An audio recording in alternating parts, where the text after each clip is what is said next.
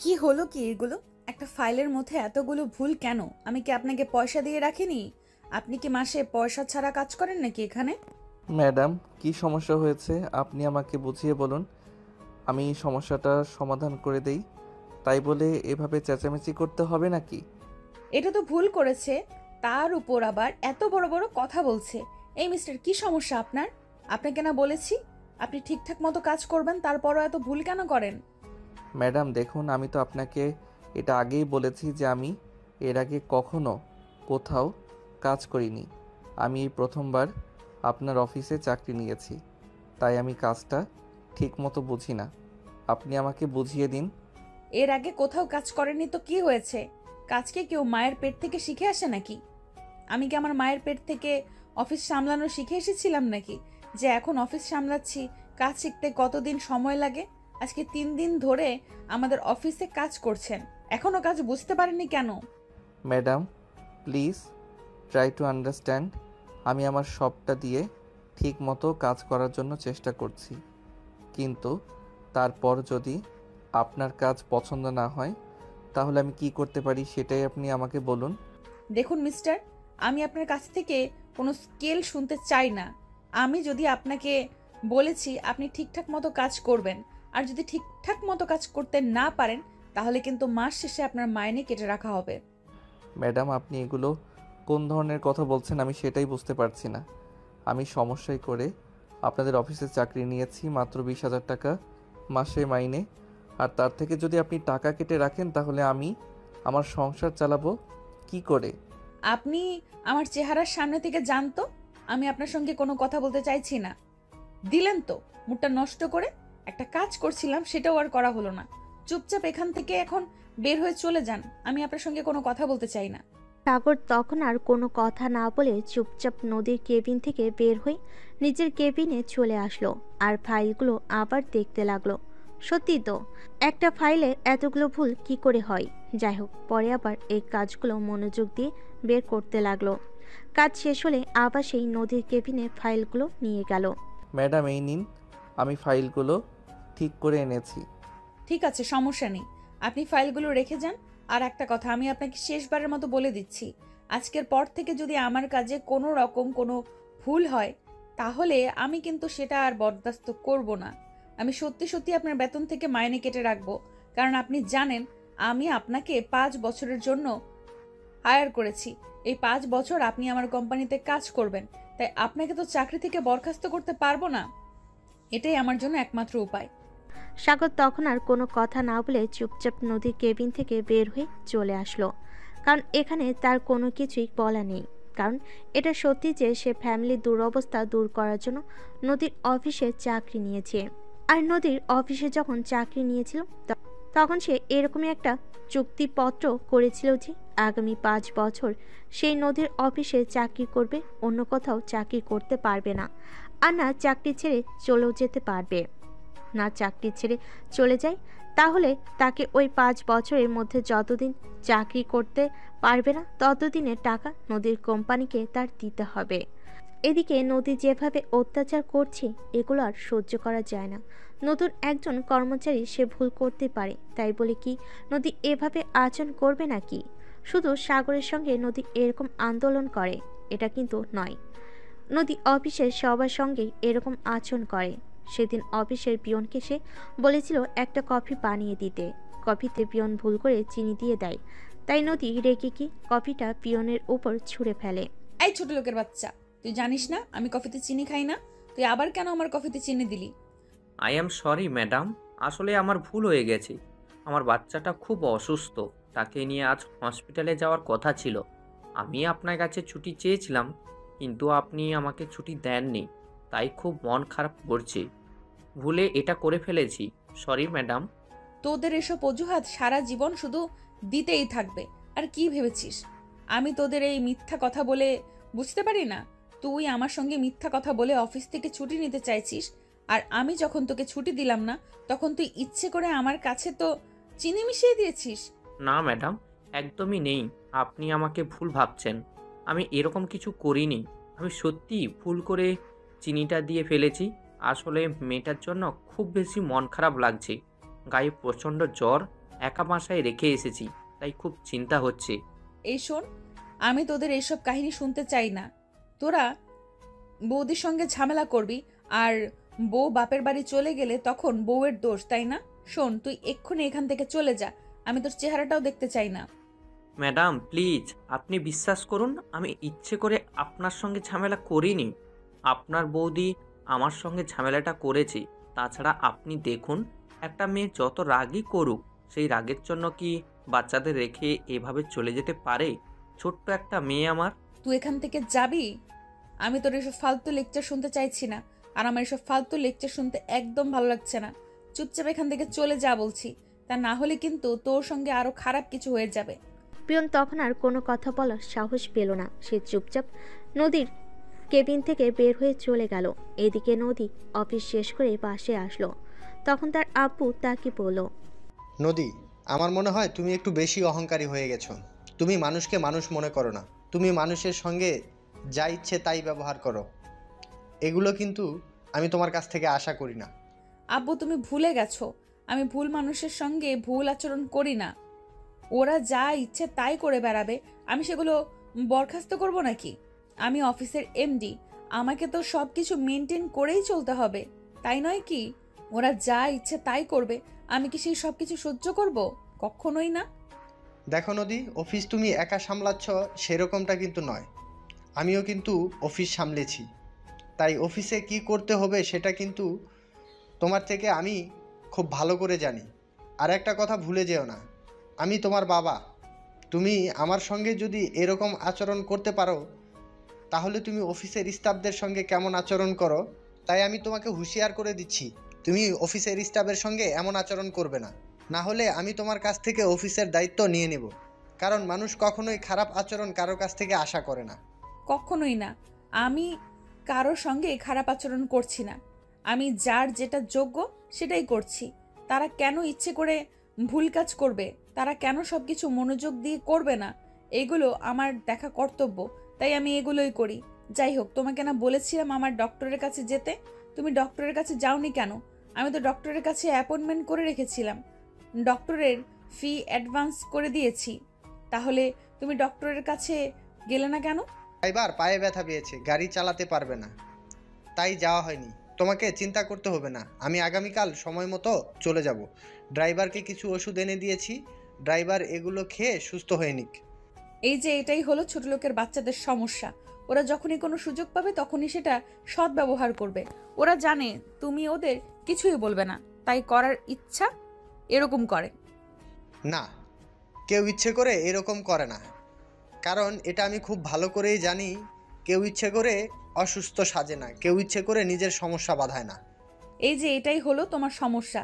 সবাই তোমাকে খুব সহজ সরল মনে করে, আর তোমাকে খুব সহজেই ব্যবহার করতে পারে। যাই হোক, তুমি যা ইচ্ছে তুমি তাই করো। ইচ্ছে হলে ডাক্তারের কাছে যাও, না হলে না যাও। আমি তোমাকে কোনো কিছু বলতে যাব না, কারণ তুমি তো আমার কোনো কথাই শুনবে না। তোমার যখন যেভাবে ইচ্ছা হবে তুমি সেভাবেই চলবে। ঠিক আছে, আমি তোমাকে আর কিছুই বলবো না। এই কথা বলে নদী তার আব্বু কি আর কোনো কথা বলার সুযোগ না দিয়ে নিজের রুমে চলে গেল। আর এদিকে রুমে এসে দেখতে পেল কাজের মেয়েটা তখনও রুম গোছাচ্ছে। এটা দেখে নদীর মেজাজ আরও বিকে গেল। সে চিৎকার করে কাজের মেয়েটাকে বলল, কিরে, তোর এতক্ষণে সময় হলো ঘর গোছানোর? আমি না তোকে বলেছিলাম আমি অফিস থেকে ফিরে আসার আগেই তুই সবকিছু ঠিক করে রাখবি? তাহলে তুই এতক্ষণে কেন আমার ঘর গোছাতে এসেছিস? ম্যাডাম, আসলে সাহেবের অনেকগুলো কাপড় চোপড় জমা পড়েছিল, ওগুলো পরিষ্কার করতে করতেই দেরি হয়ে গেল, তাই আমি আপনার রুমটা গোছাতে পারিনি। কিন্তু ম্যাডাম, আপনি আমাকে 10টা মিনিট সময় দেন, 10 মিনিটের মধ্যেই আমি সব কিছু করে দিচ্ছি। এই শোন, তোকে আমি শেষবারের মতো বলছি, তুই যদি কাজ করতে না পারিস তাহলে আমাকে বলে দে, আমি অন্য কাজের লোক দেখে নিব। কিন্তু আমার এসব হেয়ালিপনা একদম চলবে না। আমি আমার সময় মতো কাজ চাই। আমার কাছে সময় অনেক দাম। আমি সময়ের অপব্যাখ্যা একদম পছন্দ করি না। তুই যদি সময় মতো কাজ করতে না পারিস তাহলেই আগামীকাল থেকে আমার বাসায় কাজ করতে আসবি। আর আমার বাসায় কাজ করতে আসার কোনো প্রয়োজন নেই। আমি আমার কাজ করার জন্য লোক খুঁজে নেব। ম্যাডাম, দয়া করে আপনি আমার সঙ্গে এরকম করবেন না। আপনি তো জানেন আমার বাড়িতে আমার বাবা কতটা অসুস্থ। ফ্যামিলির দায়িত্ব নেওয়ার জন্য শুধুমাত্র আমিই আছি, তাই আপনি যদি আমাকে কাজ থেকে বের করে দেন তাহলে আমি আর ফ্যামিলির খরচ চালাতে পারবো না, তাহলে আমার ফ্যামিলিকে না খেয়ে মরতে হবে। প্লিজ ম্যাডাম, আপনি আমার সঙ্গে এরকম করবেন না। তুই এখন আমার চোখের সামনে থেকে যা, আমার রুম থেকে গোছাতে হবে না। সারাদিন কি কাজ করিস আল্লাহ জানে, আর সব সময় শুধু আমাদেরকে অজুহাত দেখাতেই থাকিস, তাই না? বড়লোক পেতেই হলো, আর তখনই সেখানে সুবিধা পেতে বসবি। এটাই হলো তোদের মতো ছোট লোকদের একটা অভ্যাস। এখন আমার চোখের সামনে থেকে যা, আমি বিশ্রাম নেব। ম্যাডাম দেখুন, আমাদের চাকরি বাকরি করার মতো সামর্থ্য নেই বলেই আপনাদের মতো বড় লোকদের বাসায় কাজ করি, তাই বলে আপনারা এরকম ব্যবহার করবেন না। মনে রাখবেন, আমরাও মানুষ। আল্লাহ তাআলা অহংকারীদের কখনোই পছন্দ করে না। আল্লাহ তাআলা অহংকারকারীদের পতন একদিন না একদিন করবেন। এই শোন, আমাকে কখনোই জ্ঞান দিতে আসিস না। আমি তোর চাইতে মূর্খ নই যে আমাকে তুই জ্ঞান দিতে আসবি। আমি সব কিছু জানি আর সব কিছু ভালো করেই বুঝি, তাই আমাকে কখনোই জ্ঞান দেওয়ার চেষ্টা করবি না। এখন চুপচাপ এখান থেকে চলে যাও, আমার সঙ্গে কোনো ঝামেলা করবি না। কাজের মেয়েটা তখন আর কোনো কথা না বলে চুপচাপ সেখান থেকে চলে গেল আর নিজের কাজ করতে থাকলো। এদিকে নদীর রুমে এসে কাপড় চোপড় চেঞ্জ করে বিছানায় শুয়ে ঘুমিয়ে পড়ল। ঘুম ভাঙলো রাত তখন 11টা বাজে। সবাই খাওয়া দাওয়া করে নিজের রুমে চলে গেছে। নদী ফ্রেশ হয়ে এসে ডাইনিং টেবিলে গেল। ডাইনিং টেবিলে কোনো খাবার দেখতে না পেয়ে চিৎকার দিয়ে উঠল। আমি যে এখনো রাতের খাবার খাইনি, তাহলে ডাইনিং টেবিলে খাবার কোথায়? আর সবাই কোথায় গেল? নদীর চিৎকার শুনে কাজের মেয়েটা দৌড়ে আসলো আর বলতে লাগলো, ম্যাডাম, সবাই যখন রাতের খাবার খেতে আসলো তখন তো আমি আপনার রুমের দরজায় অনেকবার নক করেছিলাম। আপনি তো ভেতর থেকে কোনো সাড়া শব্দ করেননি, তাই মনে মনে ভেবেছিলাম আপনি হয়তো খাবেন না। তাছাড়া খালা আম্মা বলল আপনার কথা হয়তো আপনি বাইরে থেকে খাবার খেয়ে এসেছেন, তাই আর খাবেন না। এই কে কি বললো আর কে কি না বললো শেষ হলে তুই বসে থাকবি নাকি আমি রাতের খাবার খাবো না? তো এতক্ষণ আমার জন্য খাবার তৈরি করে, আর আমি এক্ষুনি খাবার খাবো। কিন্তু ম্যাডাম, এখন তো আর কোনো খাবার অবশিষ্ট নেই। আসলে দারোয়ান আজ বাসা থেকে খাবার নিয়ে আসেনি, তাই আপনার জন্য যে খাবার রাখা হয়েছিল ওটা ওনাকে দিয়ে দেওয়া হয়েছে। তার মানে কি আমি কি এখন কোনো খাবার খাবো না নাকি? আমি কোনো কথা শুনতে চাই না, 10 মিনিটের মধ্যে আমার টেবিলে খাবার দেখা চাই। নদীর এই চিৎকার চেঁচামেচি শুনে তার আম্মু রুম থেকে দৌড়ে আসলো আর তাকে বলল, কি ব্যাপার, যে কি হয়েছে? তুমি এত রাত দুপুরে চিৎকার করছো কেন? তুমি জানো না তোমার আব্বু অসুস্থ, অনেক কষ্ট করে ঘুমাতে হয়। এখন যদি তোমার চিৎকার শুনে ঘুম ভেঙে যায় তাহলে তো সারা রাত আর ঘুমাতে পারবে না। আমি কোনো কথা শুনতে চাই না, তার আগে আমাকে এইটা বলো যে আমার জন্য খাবার কেন রাখা হয়নি, আর কেউ আমাকে ঘুম থেকে কেন ডেকে তোলেনি? জানে না আমি বাইরের খাবার খাই না, সবসময় বাড়িতেই খাবার খাই। তুমি ভুলে যেও না, কাজের মেয়ে তোমার রুমের দরজায় অনেকবার নক করেছিল, যেটা আমি নিজের চোখে দেখেছি। তুমি কিন্তু রুমে থেকে কোনো সারা শব্দ করনি, তাই আমি ওকে বলেছি তুমি হয়তো বাইরে থেকে খাবার খেয়ে এসেছো, যে খাবারটা বেঁচে গেছে ওটা দারোয়ানকে দিয়ে দিতে। এখন তুমি এখানে চিৎকার করছো কেন? আমি কি এখন খালি পেটে ঘুমাবো কিনা সেটাই জানতে চাইছি। তোমার মতো মেয়ে কেন যে আমার পেটে হলো সেটাই বুঝতে পারছি না। এখানে একটু মুখটা বন্ধ করে বসো, আমি তোমার জন্য কিছু করে আনছি। নদী তখন রাগী ফুসফুস করতে করতে ডাইনিং টেবিলে বসে থাকলো আর এদিকে তার মা রান্নাঘরে চলে গেল।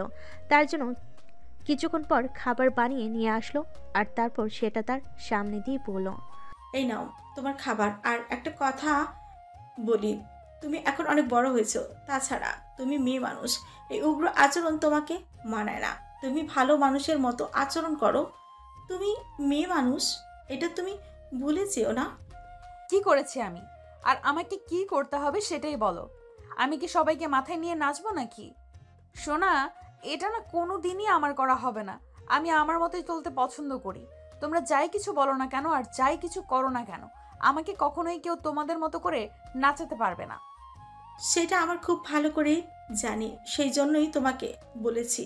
না, তোমাকে বলছি এই জন্য যে তুমি মেয়ে মানুষ, অচেনা হোক, কাল তোমাকে বিয়ে করতে হবে। আর শ্বশুরবাড়িতে গিয়ে যদি তুমি এই আচরণগুলো করো তাহলে তোমার শ্বশুর বাড়ির মানুষজন সন্ধ্যাবেলা তোমাকে নিয়ে রাতের বেলা ফেরত দিয়ে যাবে।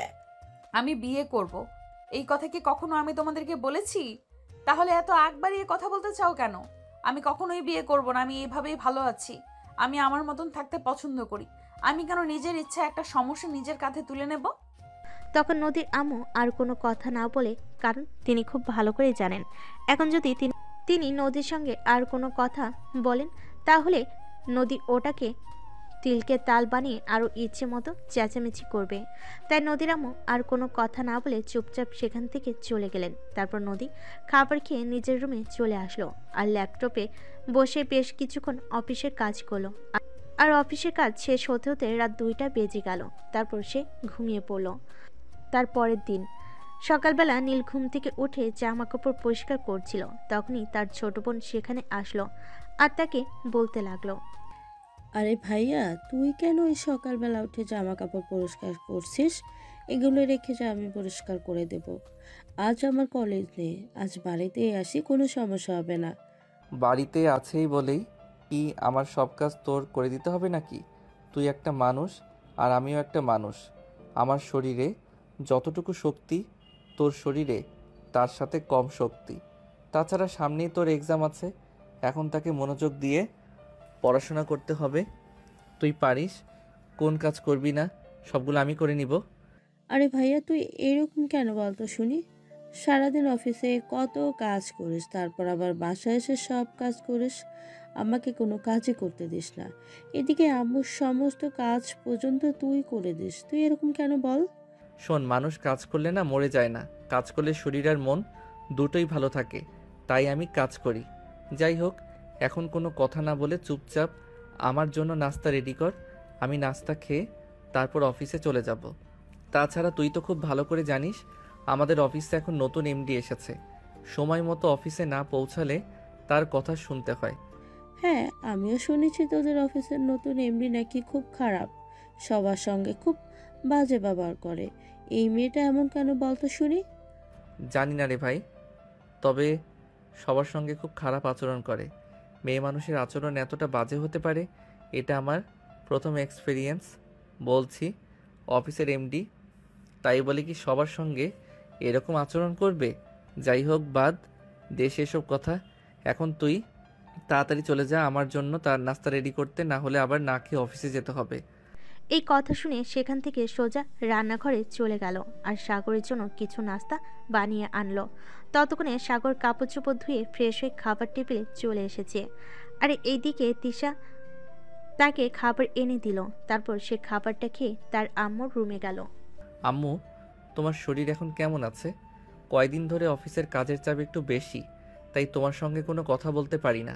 এই তো বাবা, এখন আগের চাইতে অনেকটাই ভালো আছে। একটা কাজ করিস, আমার কিছু ঔষধ শেষ হয়ে গেছে, তিশাকে বলবো তোকে মেসেজ করে দিতে, বিকেলে আসার সময় নিয়ে আসিস। আচ্ছা ঠিক আছে, কোনো সমস্যা নেই। আমি অফিস থেকে আসার সময় তোমার জন্য ওষুধ নিয়ে আসব। আর অন্য কিছু লাগলে বলে দিও। আমি তো ইদানিং অফিসে অনেক কাজের চাপে আছি, তাই কোনো কিছুর খোঁজ রাখতে পারছি না।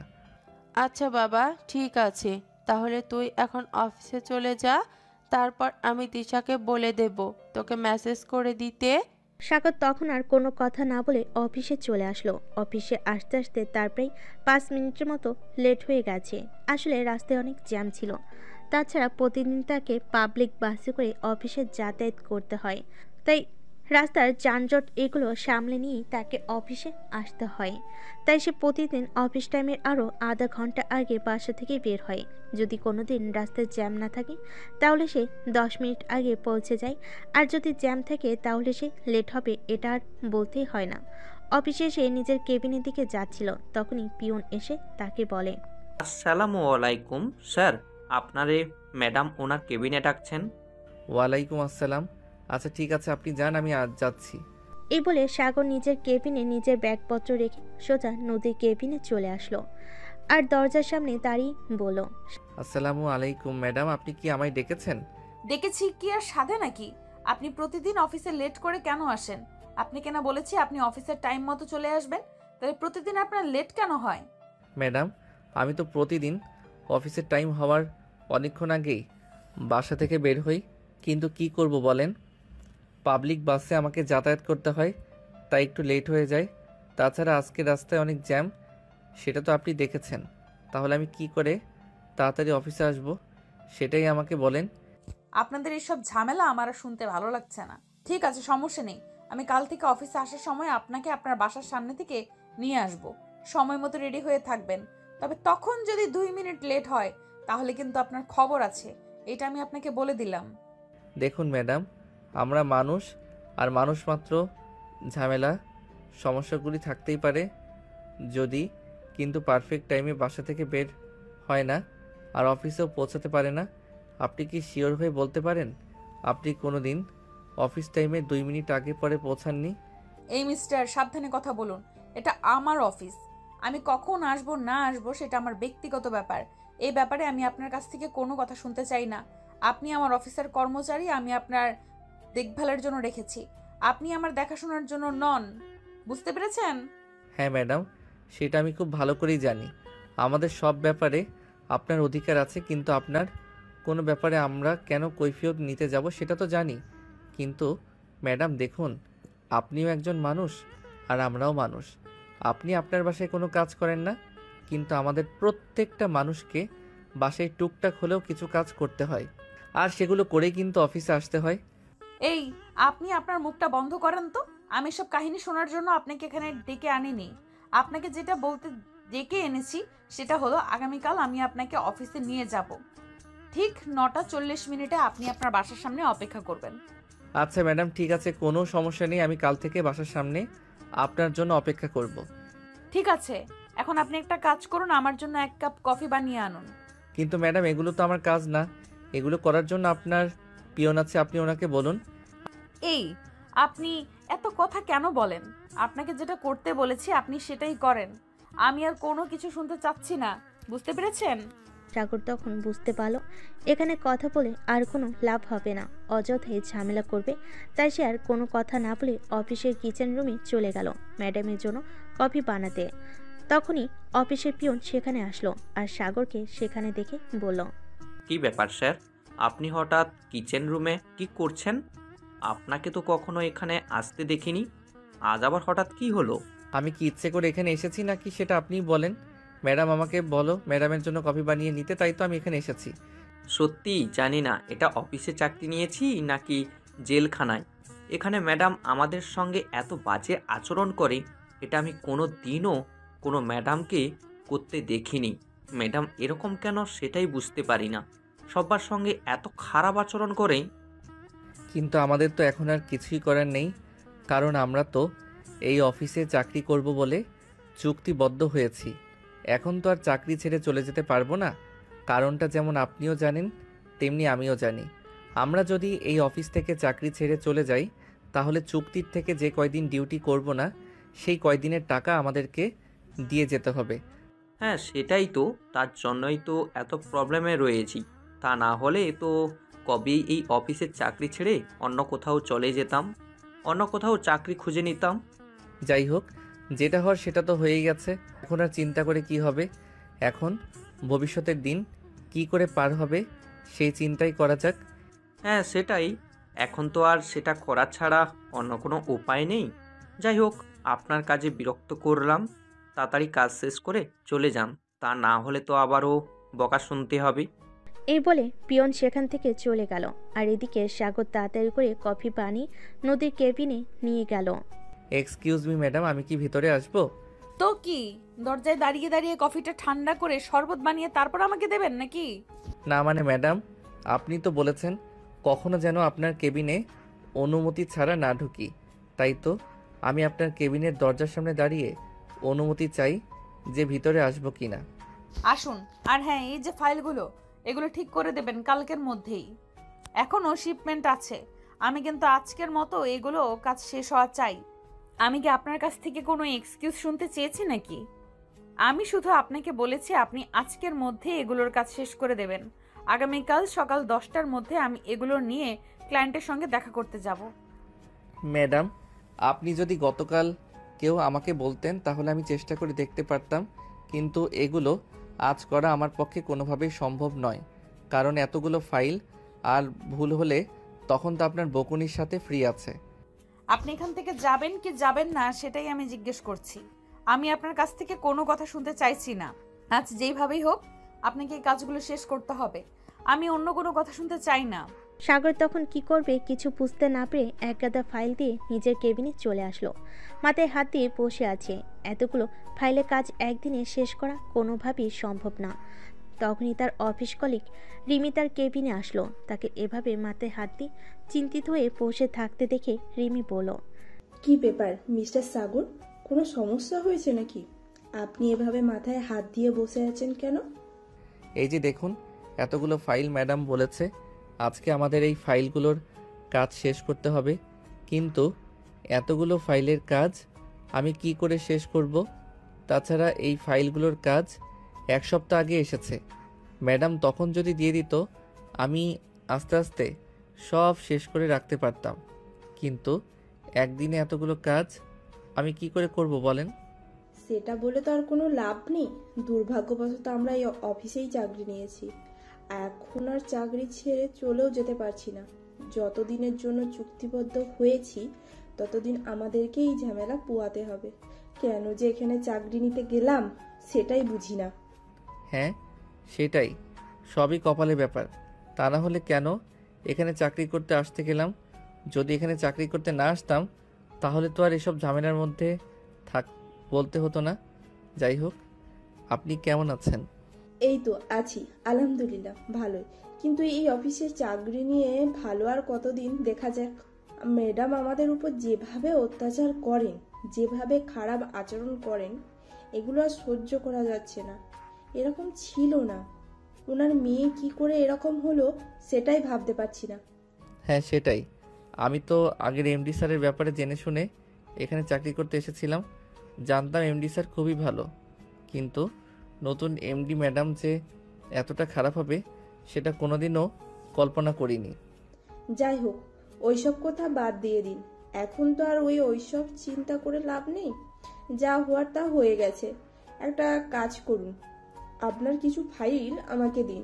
আমার আজকে কাজ একটু কম আছে, আমি দেখি আপনাকে একটু সাহায্য করতে পারি কিনা। কিন্তু ম্যাডাম যদি জানতে পারে তাহলে তো অনেকগুলো কথা শুনতে হবে। আমি কষ্ট করে করে নেব, আমার জন্য আপনাকে কোনো কথা শুনতে হবে না। আপনি চলে যান, আপনি আপনার কাজ করুন। আরে ভাই, ম্যাডাম কোনোভাবেই জানতে পারবে না। ম্যাডাম নিজের কেবিনে বসে কারোর সঙ্গে ফোনে কথা বলছে, সেটা আমি দেখে এসেছি। আপনি আমাকে কিছু ফাইল দিন, আমি ফাইলের কাজ করে তারপর চুপচাপ আপনার কাছে দিয়ে যাব। ম্যাডাম কিচ্ছু জানতে পারবে না। কিন্তু ম্যাডাম যদি কোনোভাবে কোনো কিছু জেনে যায় তখন কি হবে? আমি তো সেটাই ভেবে পাচ্ছি না। আরে বললাম তো, চিন্তার কোনো কারণ নেই। ম্যাডাম কোনোভাবেই কোনো কিছুই জানতে পারবে না। আমি সমস্ত গোপনীয়তা রক্ষা করেই কাজ করব। আপনার সঙ্গে তো অনেক দিন ধরেই কাজ করছি। আপনি কি কখনো দেখেছেন আমি এরকম কোনো কাজ করেছি যাতে আপনাকে কিংবা অফিসের অন্য কাউকে কোনো সমস্যায় পড়তে হয়েছে? আচ্ছা ঠিক আছে, এই নিন। তবে ম্যাডাম যেন কোনোভাবেই কোনো কিছু জানতে না পারে, তাহলে কথা আপনাকেও শুনতে হবে, সেই সঙ্গে আমাকেও হয়তো পানিশমেন্ট পেতে হতে পারে। রিমি তখন কোনো কথা না বলে চুপচাপ ফাইলগুলো নিয়ে নিজের কেবিনে চলে গেল। আর এদিকে কিছুক্ষণ পর নদী সাগরের কেবিনে আসলো। কি ব্যাপার, কাজকর্ম কেমন চলছে? আমাকে কি আজকের মধ্যে ফাইল কাজ শেষ করে দিতে হবে? তা না হলে কিন্তু এর জন্য আপনাকে পানিশমেন্ট পেতে হবে, এটা মাথায় রাখবেন। ঠিক আছে ম্যাডাম, আপনি কোনো চিন্তা করবেন না। আমি আমার সর্বোচ্চটা দিয়ে চেষ্টা করছি, দেখা যাক কতদূর করতে পারি। কিন্তু ম্যাডাম সমস্যা হইতেছে একটাই, আমি এতগুলো ফাইলের কাছে একদিনে কি করে করব? আপনাকে তো আমি বলেই দিয়েছি, আমি কোনো কথা শুনতে চাই না। আমি আজকের মধ্যে আমার কাজগুলো চাই, সবার চাই। তা না হলে আপনাকে এর জন্য পানিশমেন্ট পেতে হবে, এটাই আমার শেষ কথা। এই কথা বলে গটগট করে নদী সাগরের কেবিন থেকে বের হয়ে চলে গেল। আর এদিকে সাগর নিজের মতো করে কাজ করতে থাকলো। কাজ করতে করতে বিকাল 3টা বেজে গেছে। সে দুপুরে খাবার খায়নি। অপরদিকে রিমি দুপুরে খাবার খেয়ে ফাইলগুলোর কাজ শেষ করে সাগরের টেবিলে নিয়ে আসছিল। এই নেন, আমি ফাইলগুলোর কাজ করে দিয়েছি। অসংখ্য ধন্যবাদ আপনাকে, আপনি আমার কাজ অনেকটা এগিয়ে দিয়েছেন। আপনি সত্যি অনেক ভালো মানুষ। আমাদের অফিসের এমডি ম্যাডাম যদি আপনার মতো ভালো মানুষ হতো তাহলে অফিসের করতো একটা স্টাফ খুব ভালো মতো কাজ করতে পারতো। আচ্ছা যাই হোক, যা হবার তা হয়েই গেছে, এখন আর চিন্তা করে কি হবে? আপনি দুপুরের খাবার খেয়েছেন? না, দুপুরে খাবারের সময় কি হয়ে গেছে নাকি?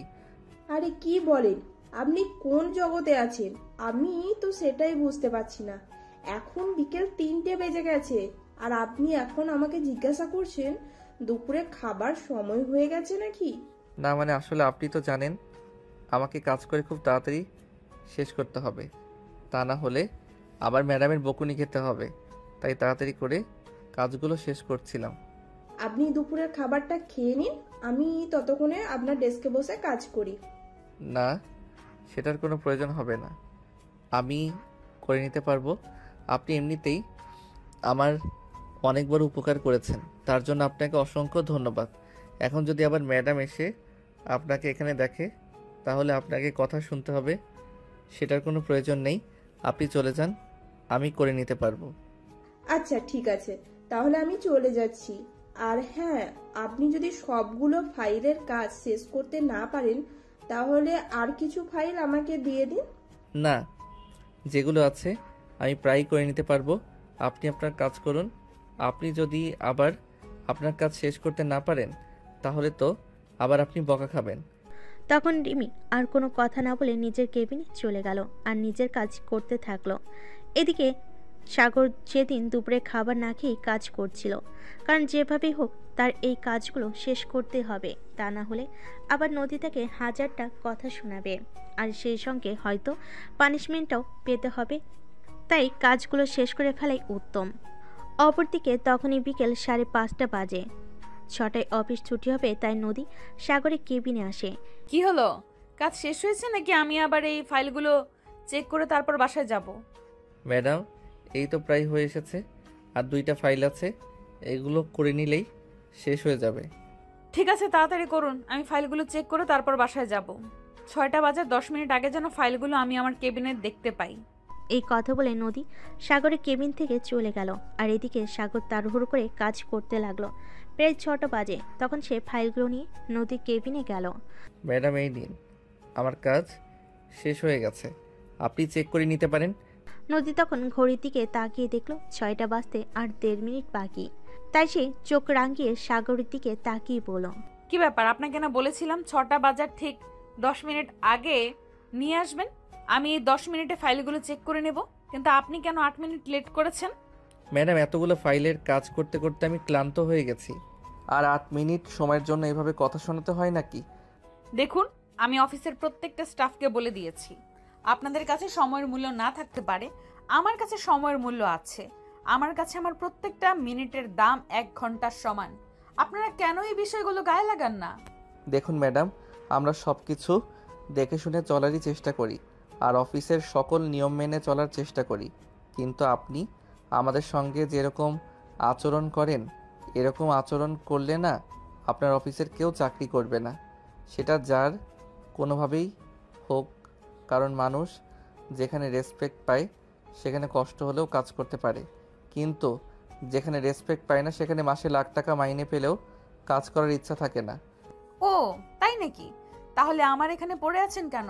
অন্য কোথাও চাকরি নিয়ে নেন, আমি আপনার মতো হাজারটা এমপ্লয়ি পেয়ে যাব আমার সঙ্গে কাজ করার জন্য, বুঝতে পেরেছেন? ওই যে একটাই কারণ, আপনার এখান থেকে চলে গেলে 5 বছরের জন্য যে চুক্তিপত্রে সাইন করেছি ওর টাকাটা দিতে হবে, ওই টাকাটা দেওয়ার মতো ক্ষমতা আমার নেই, তাই এখানে পড়ে আছি, নয়তো এগুলো সহ্য করতাম না কোনোদিনও। এখন দয়া করে এসব বকবকানি বন্ধ করে এখান থেকে চলে যান তো দেখি।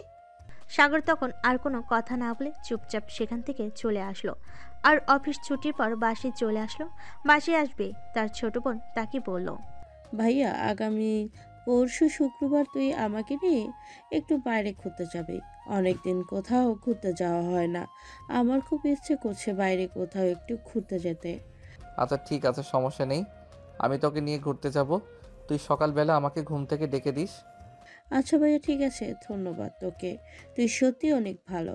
সারা সপ্তাহ কত কাজ করিস, নিজেকে সময় দেওয়ার মতো সময় পাস না, কিন্তু আমি যখন তোকে কোথাও ঘুরতে নিয়ে যেতে বলি তুই কখনো না বলিস না। শোন, তুই আমার একমাত্র আদরের ছোট বোন, আমাদের অর্থ সংকট কিন্তু তা না হলে আমি তোকে রাজকন্যার মতো করে রাখতাম। তাই আমি আমার সাধ্য মতো তোকে সব কিছু দেওয়ার চেষ্টা করি। জানি না আমি কতটুকু দায়িত্ব পালন করতে পারছি। হয়তো আব্বু বেঁচে থাকলে তোর কোনো ইচ্ছাও পূর্ণ রাখতো না, কিন্তু বিশ্বাস কর আমি আমার সবটা দিয়ে তোকে ভালো রাখার চেষ্টা করি। সেটা আমি খুব ভালো করেই জানি তুই আমাকে যতটা ভালো রেখেছিস।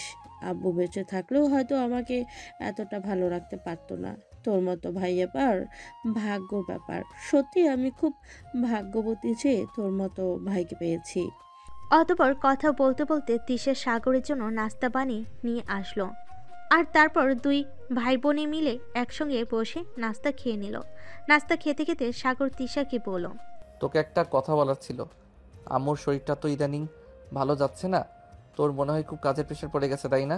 ভাবছিলাম আম্মুর জন্য একটা নার্স রাখবো যে আম্মুর সেবা করবে। তোর পড়াশোনা এদিকে আমার অফিস, সব মিলিয়ে আমরা তো আম্মুকে সময় দিতে পারছি না।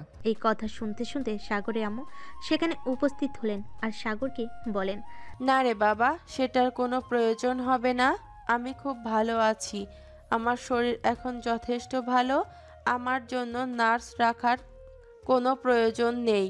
আমার জন্য যে টাকা দিয়ে নার্স রাখবে সেই টাকাটা তোর ভবিষ্যতের জন্য সঞ্চয় কর। তোর বাবা তো তোর জন্য কিছু রেখে যেতে পারেনি, আর আমিও তোর জন্য কিছুই করতে পারলাম না। তোর ভবিষ্যৎ কি হবে সেটাই চিন্তা করে পাই না। আমার ভবিষ্যৎ নিয়ে তোমাদের কোনো চিন্তা করতে হবে না।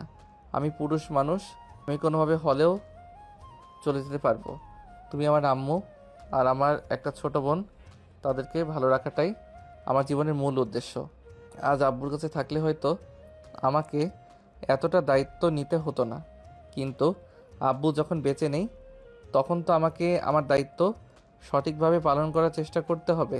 সত্যি আমি ধন্য তোর মতো ছেলেকে আমার পেটে ধরতে পেরেছি বলে। তা না হলে কখনো একটা ছেলে মা আর বোনের এতটা যত্ন নেয় আর এতটা খেয়াল করে সেটা আমি আজ পর্যন্ত দেখিনি রে বাবা। ভালো রাখতে পারলাম কই? না তো দিতে পারলাম তোমাকে আর আমার বোনকে ভালো একটা লাইফ, আর না তো ভালো খাবার তোমাদের খাওয়াতে পারি, ভালো একটা পোশাকও তোমাদের পরাতে পারি না। তাহলে আমি আর কি করতে পারলাম? ভাইয়া তুই আমাদের জন্য যেটুকু পড়ছে সেটুকু আমাদের জন্য যথেষ্ট। আমরা এর বেশি আর কিছুই চাই না। আমার যথেষ্ট ভালো আছি। তারপর কথা বলতে বলতে সাগর খাওয়া শেষ করে নিজের রুমে চলে গেল আর মোবাইলে ফেসবুকিং করতে লাগলো। এভাবে কখন যে তার চোখটা লেগে এসেছে সেটা তার খেয়ালই নেই। ঘুম ভাঙলো রাত 10টার দিকে তার ছোট বোনের ডাকে। এ ভাইয়া ভাইয়া তুই এখনো ঘুমাচ্ছিস? এদিকে আম্মু সেই কখন থেকে খাবার নিয়ে বসে আছে। আমি ঘুমিয়ে পড়েছিলাম। আচ্ছা ঠিক আছে, তুই যা, আমি হাত মুখ ধুয়ে এখনই আসছি। ঠিক আছে, তাড়াতাড়ি চলে আয়। খাবারগুলো আবার ঠান্ডা হয়ে যাবে, তখন তো আবার খেতে ভালো লাগবে না। এই বলে তিশা খাবার টেবিলে চলে গেল। এদিকে সাগর ঘুম থেকে উঠে হাত মুখ ধুয়ে তারপর খাবার টেবিলে চলে আসলো। তারপর সবাই মিলে রাতের খাবার খেয়ে নিল। খাওয়া দাওয়া শেষে সবাই যে যার রুমে চলে গেল। এদিকে সাগর নিজের রুমে এসে আবার মোবাইল টিপতে শুরু করলো। তখনই হঠাৎ তার এক বন্ধু তাকে ফোন করলো। কি অবস্থা দোস্ত, কেমন আছিস? অনেক দিন ধরে তো তোর কোনো খোঁজ খবরই পাওয়া যাচ্ছে না। এই তো আছে আলহামদুলিল্লাহ, ভালোই। তোদের কি অবস্থা? আলহামদুলিল্লাহ ভালোই আছি, তবে একটা সমস্যা। সেটা হলো চাকরিটা এখনো পাচ্ছি না। চেষ্টা করতে থাক, একদিন ইনশাল্লাহ চাকরি পেয়ে যাবে। আর আজ খবরের কথা বলছিস? সারাদিন অফিস শেষ করে বাসায় এসে ক্লান্ত হয়ে পড়ি, তারপর আবার বাসায়ও টুকটাক কাজ করতে হয়, তারপর আর সময় হয়ে ওঠে না। আচ্ছা, তোর অফিসে কি একটা চাকরির ব্যবস্থা করা যায় না? তাহলে তো দুজন মিলে একসঙ্গে চাকরিও করতে পারতাম, আর সময়ও কাটতে পারতাম। ভাই, যা বলেছিস বলেছিস, এই কথাটা আর বলেও মুখে আনিস না, কারণ যে কষ্ট আমি ভোগ করছি সেই কষ্ট তোকে ভোগ করাতে চাই না। কেন, কি হয়েছে? কোনো সমস্যা নাকি? সমস্যা মানে? আমাদের নতুন এমডি ম্যাডাম এতটা বাজে আচরণ করে সবার সঙ্গে, যেটা বলার মতো না। সবার সঙ্গে অনেক খারাপ আচরণ করে। এই আচরণ তুই একদম সহ্য করতে পারবি না। তাই আমি মনে করি তোর এখানে চাকরি নেওয়ার থেকে বেকার থাকা অনেক ভালো। হ্যাঁ, সেটা একদম তুই ঠিক কথাই বলেছিস। তুই তো জানিস আমি অসম্মান জিনিসটা একদম সহ্য করতে পারি না। যেখানে আমার সম্মান নেই সেখানে আমি কোনোদিনও যাওয়া পছন্দ করি না। আচ্ছা ঠিক আছে, দেখি কি হয়, আল্লাহর উপর ছেড়ে দিয়েছি। সব কিছু আল্লাহ যেটা ভালো মনে করবে সেটাই করবে। আরও বেশ কিছুক্ষণ কথা বলে আর গল্প গুজব করলো, তারপর ফোনটা কেটে দিল। তারপর সাগর মোবাইল রেখে ঘুমিয়ে পড়ল। পরদিন সকালবেলা ঘুম থেকে উঠে ফ্রেশ হয়ে রেডি হয়ে নিল। আর তখনই হঠাৎ মনে পড়ল গতকালকের কথাটা। এসে তাড়াহুড়ো করে রেডি হয়ে সবার সামনে দাঁড়িয়ে থাকলো। কিছুক্ষণ পর নদী আসলো। কি ব্যাপার, আজ তো দেখি সময়ের আগে রেডি হয়ে দাঁড়িয়ে আছেন। তাহলে এতদিন ইচ্ছে করে লেট করতেন বুঝি? না ম্যাডাম, একদমই না। আমি কোনো ইচ্ছে করে লেট করতে যাব? আমি তো প্রতিদিন এসবের মধ্যেই তৈরি হয়ে থাকি। তাছাড়া পাবলিক বাসে যাতায়াত করি, লেট তো একটু হতেই পারে। দেখুন, রাস্তা দিয়ে আপনি একা চলাচল করেন সেরকমটা কিন্তু নয়। আমিও চলাচল করি। পাবলিক বাসে চলাচল করলেই কি লেট হতে হবে এমনটা কোনো হাদিসে লেখা আছে নাকি? ম্যাডাম, আপনাকে আমি এভাবে বোঝাতে পারবো না। আপনি যদি একদিন পাবলিক বাসে যাতায়াত করতেন তাহলেই বুঝতে পারতেন আমি সত্য বলছি নাকি মিথ্যে বলছি। ঠিক আছে, তাহলে আমি সপ্তাহ থেকে পাবলিক বাসে করে অফিসে যাতায়াত করব, দেখি আমার লেট হয় কিনা। এখন তাড়াতাড়ি গাড়িতে উঠে বসুন। সাগর তখন কোনো কথা না বলেই নদীর সঙ্গে গাড়িতে উঠে বসলো আর অফিসে চলে আসলো। অফিসে এসে সাগরের নিজের কেবিনে ঢুকতে যাবে, তখনই রিমি এসে তার সামনে দাঁড়ালো আর একটা শয়তানি মার্কা হাসি দিয়ে বলল, কি ব্যাপার মিস্টার সাগর, বিষয়টা কি হলো?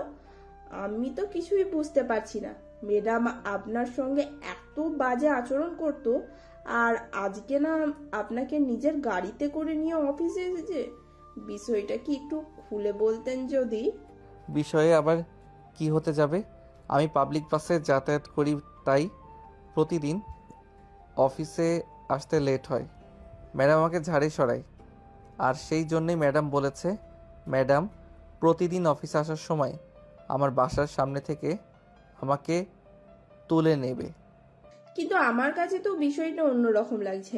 আমার মনে হয় ম্যাডাম আপনার প্রেমে পড়ে গেছে, তাই আপনাকে চোখে চোখে রাখতে চাইছে।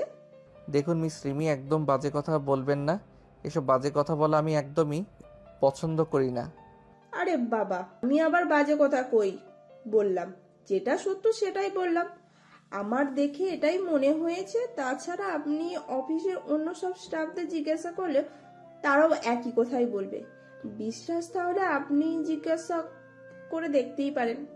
দেখুন, এমনিতেই তো সারাদিন অফিসে অনেক কাজের চাপের উপর থাকি, তাই এই কথাগুলো জিজ্ঞাসাবাদ করে নিজের সময় নষ্ট করার মতো কোনো ইচ্ছে আমার নেই। আমি এখন আসছি, আর দয়া করে এসব বাজে বকবেন না। কথাটা বলে রিমিকে পাশ কাটিয়ে সাগর নিজের কেবিনে চলে গেল আর কাজ করতে থাকলো। দেখতে দেখতে সারাটা দিন চলে গেল। তখন বিকেল 5:30টার মতো বাজে। তখনই অফিসের পিয়ন এসে সাগরকে বলল, স্যার, আপনাকে নদী ম্যাডাম নিজের কেবিনে ডেকেছেন, বলেছেন এক্ষুনি যেতে। আচ্ছা ঠিক আছে, আপনি যান, আমি আসছি। অতঃপর পিয়ন এসে সেখান থেকে চলে গেল। আর তার কিছুক্ষণ পর সাগর নিজের কাজটা শেষ করে তারপর নদীর কেবিনে গেল। আসসালামু আলাইকুম ম্যাডাম, আপনি নাকি আমাকে ডেকেছেন? ওয়ালাইকুম আসসালাম। হ্যাঁ, আমি আপনাকে একটা কাজে রেখেছি। আপনাকে কাল আমার সঙ্গে চট্টগ্রাম যেতে হবে, ওখানে অফিসের একটা কাজ আছে। কিন্তু ম্যাডাম, কাল তো শুক্রবার, অফিসের ছুটির দিন। আমি তো কাল আমার বোনকে নিয়ে ঘুরতে যাব। সেটা হবে না। আপনি আপনার বোনকে নিয়ে আগামী সপ্তাহে করতে যাবেন। কাল আপনাকে আমার সঙ্গে চট্টগ্রাম যেতে হবে, ওখানে অফিসের একটা জরুরি কাজ আছে।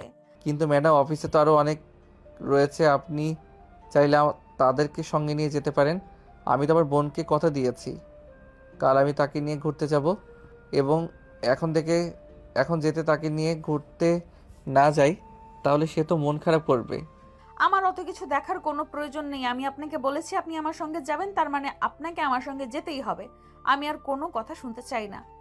সাগর তখন মাথা নাড়িয়ে সেখান থেকে চলে আসলো।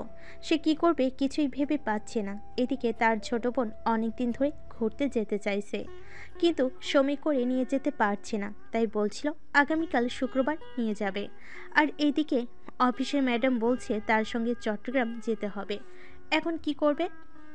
এগুলো চিন্তা করতে করতে নিজের কেবিনে চলে আসলো। আর তখনই অফিস ছুটির টাইম হয়ে গেল। তাই সাগর অফিস থেকে বের হয়ে বাসায় চলে আসলো। বাসায় এসে দেখতে পেল তার ছোট বোন নিজের রুমে বসে পড়াশোনা করছে। তাই সে তার বোনের রুমে চলে গেল আর তার বোনকে বলল, তিশা, কাল তোকে নিয়ে ঘুরতে যাওয়া হবে না। আমাকে অফিসের কাজে বসের সঙ্গে চট্টগ্রাম যেতে হবে। কি বলছিস ভাইয়া? আমি তো আরও কাল ঘুরতে যাব বলে সব কিছু কুচকাজ করে রেখেছি। কি করব বল? আজ বিকেলেই ম্যাডাম বলল কাল ম্যাডামের সঙ্গে চট্টগ্রাম যেতে হবে। তাছাড়া তুই তো জানিস, আমি যদি এই অফিসের ম্যাডামের কথা মতো না চলি তাহলে আমার চাকরিটা থাকবে না। আচ্ছা ভাই, ঠিক আছে, কোনো সমস্যা নেই। তোকে আমাকে নিয়ে ঘুরতে যেতে হবে না। তুই তোর ম্যাডামের সঙ্গে কাজে চলে যা। আমি না হয় পরে একবার তোকে নিয়ে ঘুরতে যাব।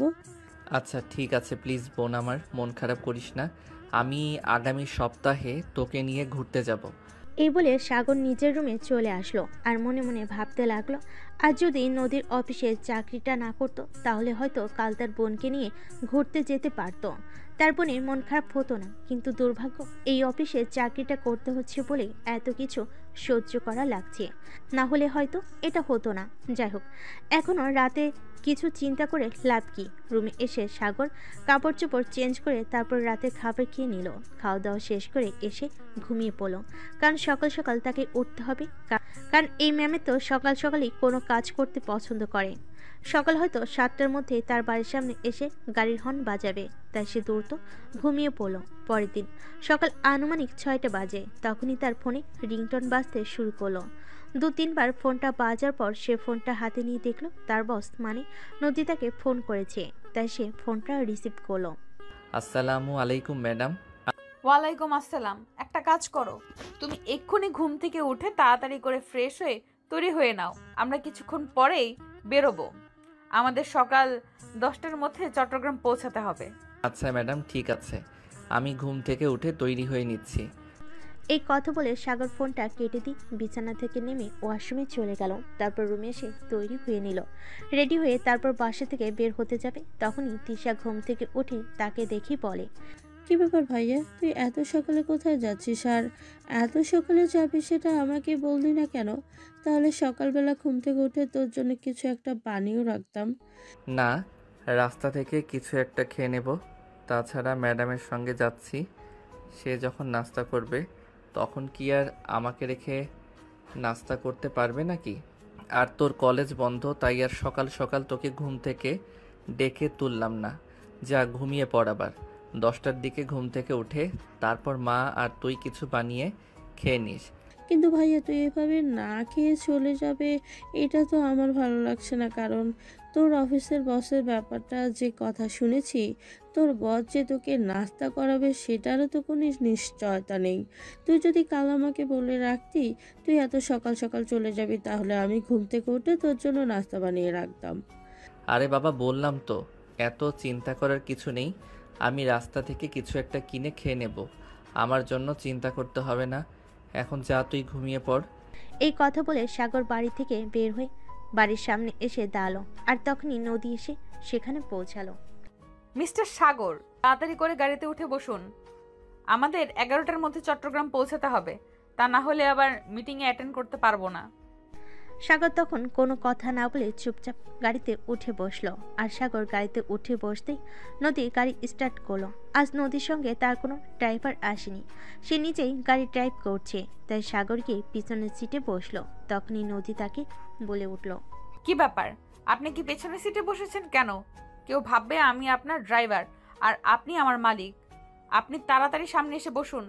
কিন্তু ম্যাডাম, আপনি আমার বস, আপনার সঙ্গে বসাটা আমার ঠিক হবে না।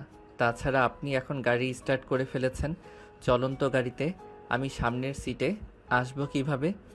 আপনি চলন্ত গাড়িতেই সামনের সিটে আসবেন, কারণ মানুষজন দেখলে ভাববে আপনি আমার মালিক আর আমি আপনার ড্রাইভার। এটা আমি মেনে নিতে পারবো না। সাগর আর কোনো উপায়ন্তর না পেয়ে চলন্ত গাড়িতেই পিছন থেকে সামনের সিটে এসে বসলো। আর এইদিকে নদী আপন মনে গাড়ি চালাচ্ছে। চট্টগ্রাম এসে যখন পৌঁছালো তখন আনুমানিক সকাল 10টা 45 মিনিটের মতো হবে বাজে। নদী গাড়িটা একটা রেস্টুরেন্টের সামনে পার করে ভিতরে ঢুকে গেল। আর এদিকে সাগর বাইরে গাড়িতেই বসে আছে। নদী ভিতরে গিয়েছে প্রায় 2 ঘন্টার মতো হবে, মানে তখন আনুমানিক দুপুর 1টার কাছাকাছি। সাগর তখনও একা একা গাড়ির ভিতর বসে আছে। দুপুরে আজান দিয়ে দিয়েছে। তখন প্রায় 1:15 বাজে। নদী তখন ওই রেস্টুরেন্ট থেকে বেরিয়ে আসলো। সাগরকে তখন গাড়িতে বসা দেখে সে বলল, কি ব্যাপার, আপনি কি গাড়ি থেকে বের হননি নাকি এখনো কি গাড়িতেই বসে আছেন নাকি? হ্যাঁ ম্যাডাম, আপনি তো আমাকে কোনো কিছু না বলেই গাড়ি থেকে নেমে চলে গেছেন। আমাকে তো কিছুই বললেন না আমি গাড়ি থেকে নামবো, আপনার সঙ্গে যাব নাকি, কিছুই তো বললেন না। ও শিট, আসলে আমি মিটিং এর চিন্তায় এতটাই মগ্ন ছিলাম যে আপনাকে বলতেই ভুলে গেছিলাম। যাই হোক, এখন চলুন আমরা আজ এখানেই থাকবো, কারণ আগামীকাল সকালে আরও একটা মিটিং আছে, সেটা শেষ করে তারপর ঢাকায় ফিরবো। কিন্তু ম্যাডাম, আমরা এখন কোথায় যাব? না মানে আজকের রাতটা তো থাকতে হবে, আমরা থাকবো কোথায়? কোথায় থাকবেন মানে আমি গেস্ট হাউস বুক করেছি, সেখানেই থাকা হবে।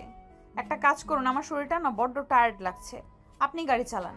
ম্যাডাম, আমি গাড়িতেও টুকটাক চালাতে পারি, কিন্তু এভাবে হাইওয়ে রোডে তো গাড়ি চালাতে পারবো না, এটা তো রিস্কি হয়ে যাবে।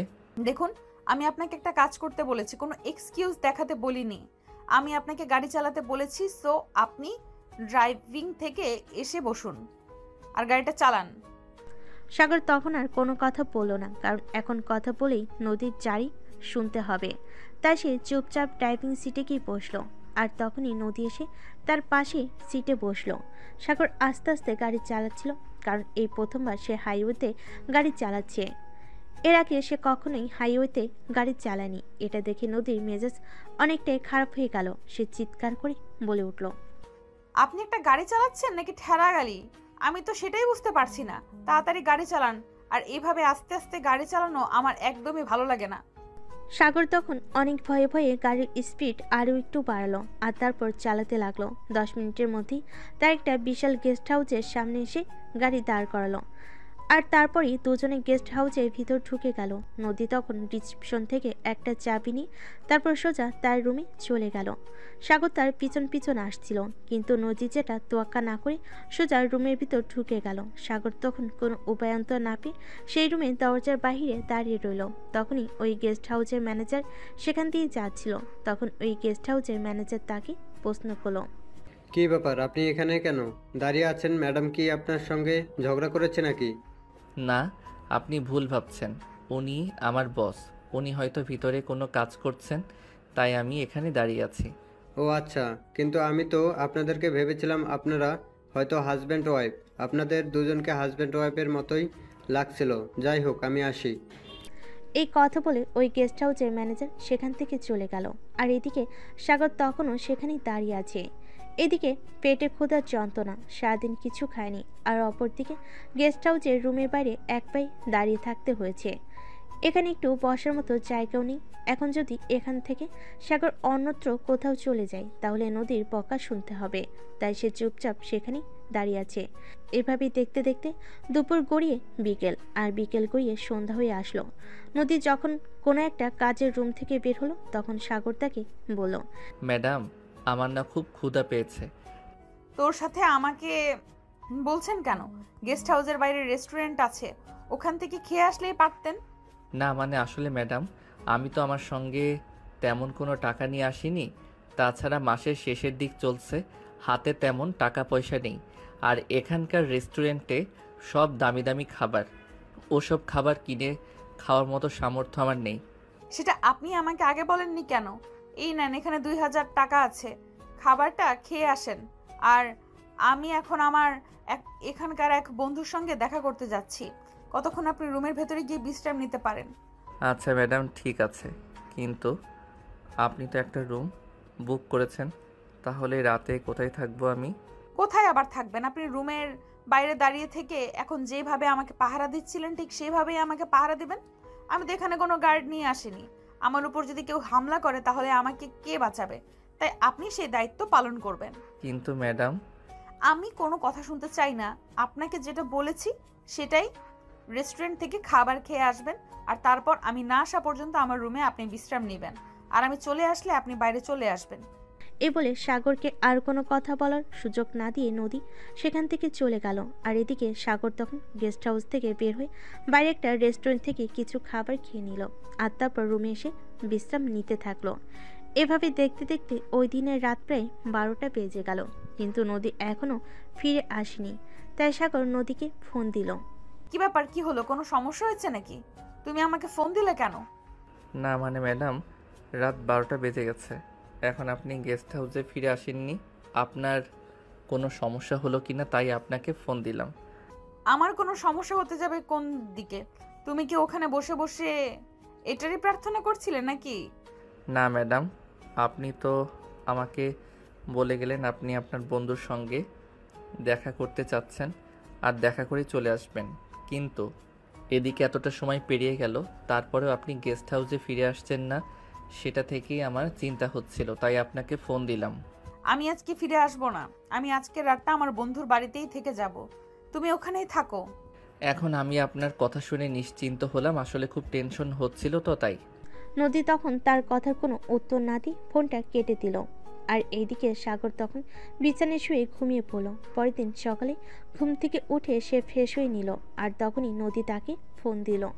আমি আমার বন্ধুর বাড়ির অ্যাড্রেস তোমাকে মেল করে দিচ্ছি, তুমি গাড়িটা নিয়ে আমার বন্ধুর বাড়ির সামনে চলে এসো।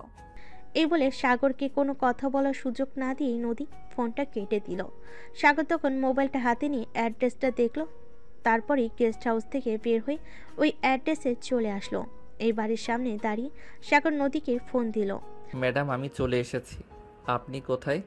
আপনাকে তো কোথাও দেখতে পাচ্ছি না। আমি আসছি, 2 মিনিট দাঁড়া। বান্ধবীর সঙ্গে এতদিন পর দেখা হয়েছে, তাই তার সঙ্গে গল্প আর শেষ হতেই চাইছে না। এই বলে নদী ফোনটা কেটে দেয়, আর কিছুক্ষণ পর বাসা থেকে নেমে আসে।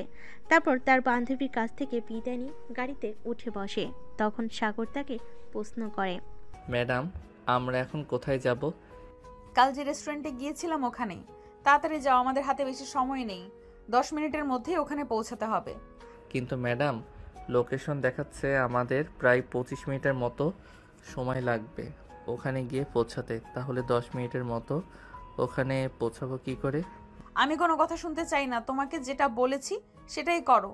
তুমি তাড়াতাড়ি করে গাড়ি চালাবা, 10 মিনিটের মধ্যে ওখানে পৌঁছাতে হবে। সাগর তখন কোনো কথা না বলে গাড়ি চালাতে শুরু করলো, কারণ এখন যদি সে নদীর সঙ্গে কথা বলে তাহলে আরও সময় ফুরিয়ে যাবে, আর সময় মতো পৌঁছাতে না পারলে নদীর বকা সঙ্গে পানিশমেন্ট আছে। তাই সে হাই স্পিডে গাড়ি চালিয়ে 10 মিনিটের মধ্যে সেখানে এসে পৌঁছালো। তুমি এখানেই থাকো, আমি মিটিং শেষ করে চলে আসবো। আর এই নাও 500 টাকা, তুমি নাস্তাটা করে নিও। ম্যাডাম, আপনি নাস্তা করবেন না মানে? আমাকে টাকা দিয়েছেন তাই জিজ্ঞাসা করলাম। আমার নাস্তা করা বা না করার জন্য তোমাকে আমি চিন্তা করতে বলিনি, তোমাকে যেটা বলেছি তুমি সেটাই করো। যাও নাস্তা করে এসো, আমার যখন সময় হবে তখন আমি নাস্তা করে নেব। তাছাড়া তুমি খুব ভালো করেই জানো আমি আমার বান্ধবীর বাসা থেকে এসেছি এবং বান্ধবীর মার সাথে কে নাস্তা না করে চলে এসেছি, এটা তো আর ভাবার কথা নয়। আচ্ছা ম্যাডাম, ঠিক আছে, আমি নাস্তা করে এখানেই অপেক্ষা করব। নদী তখন কোনো কথা না বলেই চুপচাপ ওই রেস্টুরেন্টের ভিতর চলে গেল, আর তারপর প্রায় 2 ঘন্টা পর সেখান থেকে বের হয়ে আসলো। তারপরই তারা দুজন ঢাকার উদ্দেশ্যে রওনা দিলে ঢাকায় এসে যখন পৌঁছালো তখন দুপুর 2টার মতো বাজে। সাগর তখন নদীকে বলল, ম্যাডাম, এখন তো দুপুর 2টা বেজে গেছে, আমাকে কি এইটুকু সময়ের জন্য ছুটি দেওয়া যাবে? মানে আমি আমার আম্মুকে নিয়ে একটু ডাক্তারের কাছে যেতাম। না, আপনি 5টার দিকে অফিস থেকে বের হয়ে তারপর আপনার আম্মুকে নিয়ে ডাক্তারের কাছে যাবেন। এখন আপনাকে আমার সঙ্গে অফিসে যেতে হবে, অফিসের কিছু কাজ আছে সেগুলো করতে হবে। কিন্তু ম্যাডাম, এত দেরি করে যদি যাই তাহলে তো ডাক্তার দেখিয়ে বাড়ি ফিরে আসতে রাত 10টা-11টা বেজে যাবে। আমার আম্মুর শরীরটা এমনিতেই খারাপ, তারপর আবার এত রাত পর্যন্ত বাইরে থাকাটা কি ঠিক হবে? আমি কোনো কথা শুনতে চাই না, যেটা বলেছি সেটাই করুন। সাগর তখন বুঝতে পারল এভাবে আর কথা বলে লাভ হবে না, তাই সে কথা না বলে অফিসে চলে গেল আর নিজের কেবিনে বসে কাজ করতে থাকলো। প্রায় আধা ঘন্টা পর রিমি সেখানে এসে উপস্থিত হলো আর সাগরকে বলল, কি ব্যাপার মিস্টার, খবর কি আপনার? বিষয়টা তো আমার ঠিক সুবিধা লাগছে না।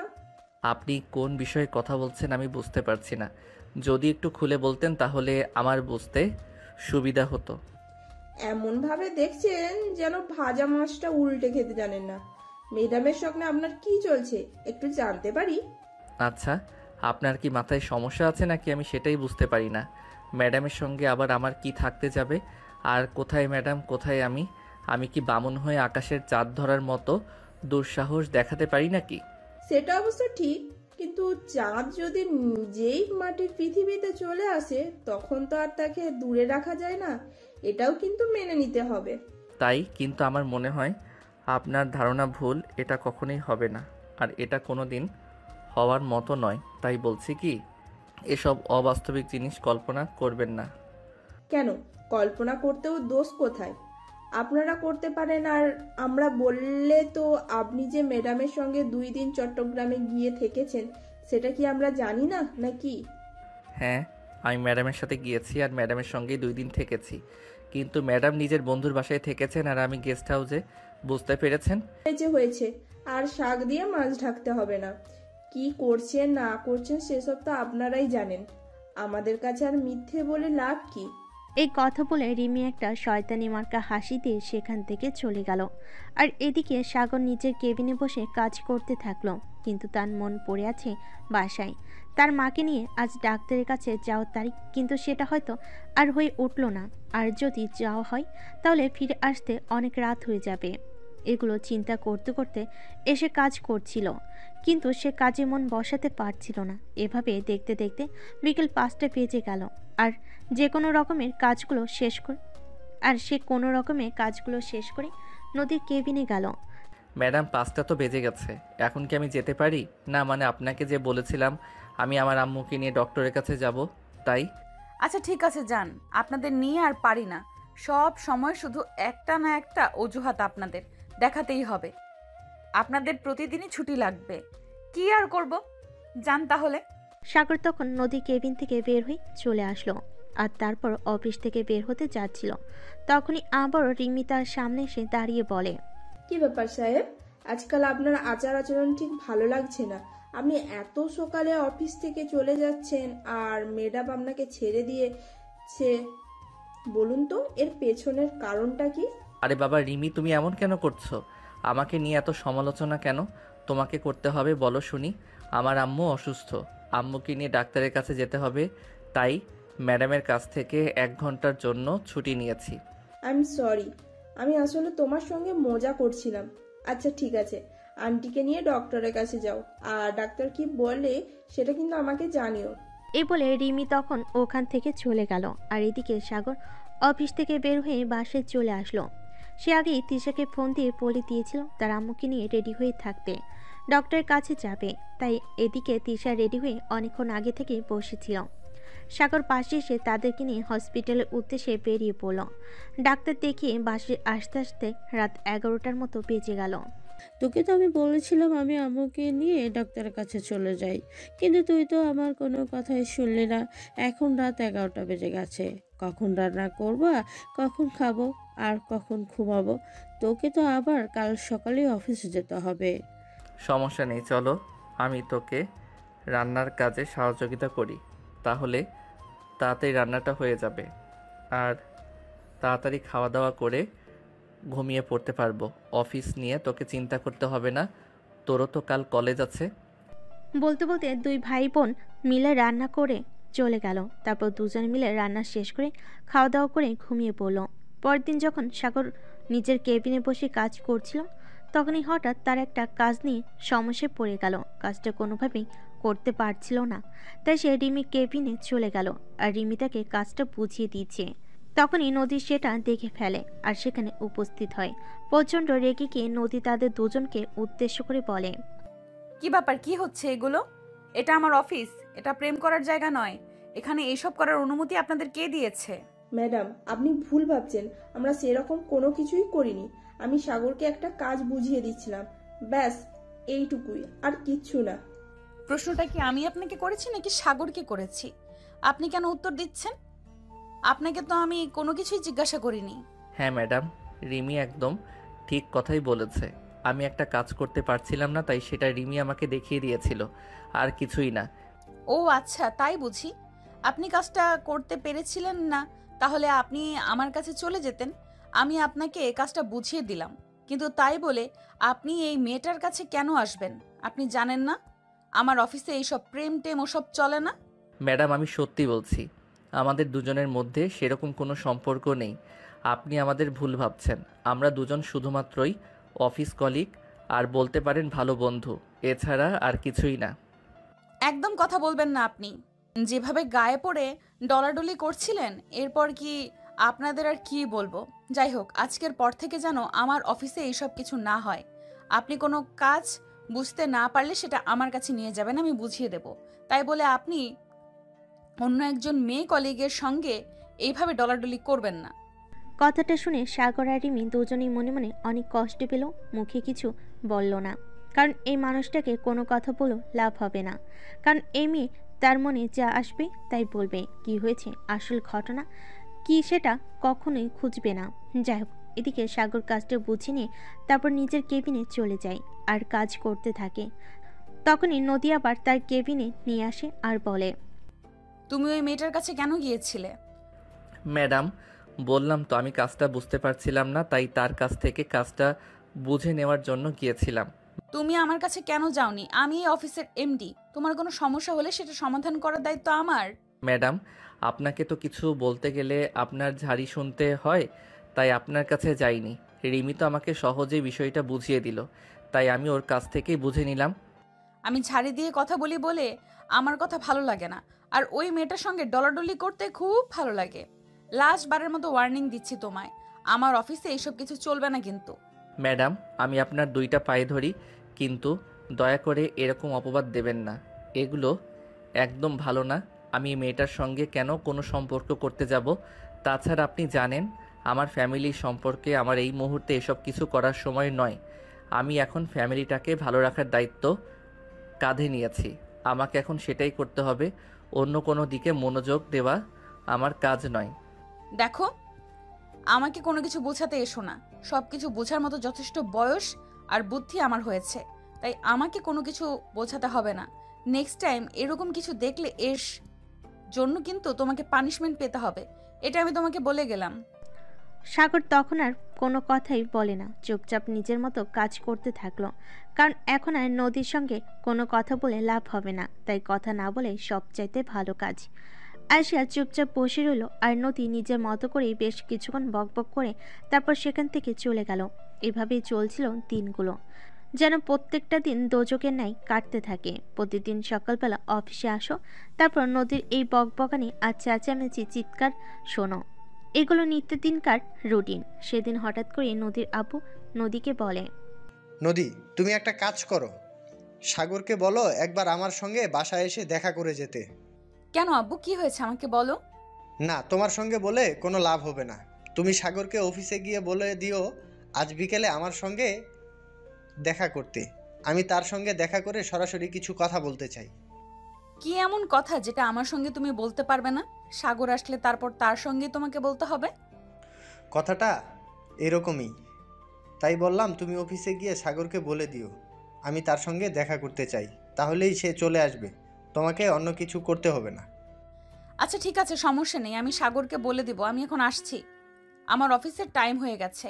এই কথা বলে নদী বাসা থেকে বের হয়ে অফিসে চলে আসে। অফিসের কাজ শেষ করতেই দুপুর হয়ে গেল। তখন সে সাগরকে নিজের কেবিনে ডেকে পাঠালো। ম্যাডাম, আপনি নাকি আমায় ডেকেছেন? হ্যাঁ, আব্বু বললো তোমার সঙ্গে দেখা করতে চায়, তাই আমি তোমাকে বলতে এলাম। তুমি একবার আব্বুর সঙ্গে দেখা করে নিও। কেন ম্যাডাম, স্যারের আবার কিছু হয়েছে নাকি? না, আমি জিজ্ঞাসা করেছিলাম, আমাকে তো কিছু বললো না। তো বলো তোমাকে বলতে, তুমি নাকি আব্বুর সঙ্গে দেখা করবে। আচ্ছা ম্যাডাম, ঠিক আছে, সমস্যা নেই। আজ বিকালে অফিস ছুটি হলে আমি স্যারের সঙ্গে দেখা করে নিব। এই বলে সাগর নদীর কেবিন থেকে বেরিয়ে আসলো। সেদিন অফিস ছুটি হওয়ার পর অফিস থেকে এসে সোজা সাগর নদীদের বাসে চলে গেল। সাগর বাসে ঢুকতেই দেখতে পেল নদীর আব্বু ড্রয়িং রুমে বসে তার জন্য অপেক্ষা করছিল। সাগর ড্রয়িং রুমে ঢুকেই নদীর আব্বুকে সালাম দিল। আসসালামু আলাইকুম স্যার। ম্যাডাম বলে আপনি নাকি আমার সঙ্গে দেখা করতে চেয়েছেন, কেন কিছু হয়েছে নাকি? না, সেরকম কিছু না, আসলে তোমার সঙ্গে একটু কথা বলতে চাই, একটা জরুরি দরকারি, তাই তোমাকে ডেকে পাঠালাম। হ্যাঁ স্যার, বলুন না, কি বলবেন? না মানে আসলে কথাটা তোমাকে কিভাবে বলবো সেটাই তো ভেবে পাচ্ছি না। আসলে তোমার তো বাবা বেঁচে নেই। ফ্যামিলিতে এখন তুমি একমাত্র মানুষ যে কিনা তোমার ফ্যামিলির ব্যাপারে সিদ্ধান্ত নিতে পারো। তাই তোমাকেই সরাসরি ডেকে পাঠালাম তোমার সঙ্গেই বলবো বলে। হ্যাঁ স্যার, বলুন না কি বলবেন। এত আমতা আমতা করার কি আছে? আপনি আমার পিতৃ সমতুল্য। আপনি যদি আমাকে কোনো কাজ করতে বলেন, সেটা আমি আমার জীবন দিয়ে হলেও করতে চেষ্টা করব। আসলে বিষয়টা সেরকম নয়। আমি তোমাকে একটা কথা বলতে চাই, যদি তুমি রাখো তাহলে বলতে পারি। বললাম তো স্যার, আপনি আমার পিতৃ সমতুল্য। আপনি আমায় আদেশ করুন, আমি সেই কথা রাখতে বাধ্য। আসলে কথাটা হলো, আমি চাই তুমি আমার মেয়েকে বিয়ে করো। এটা কোনো কথা হলো?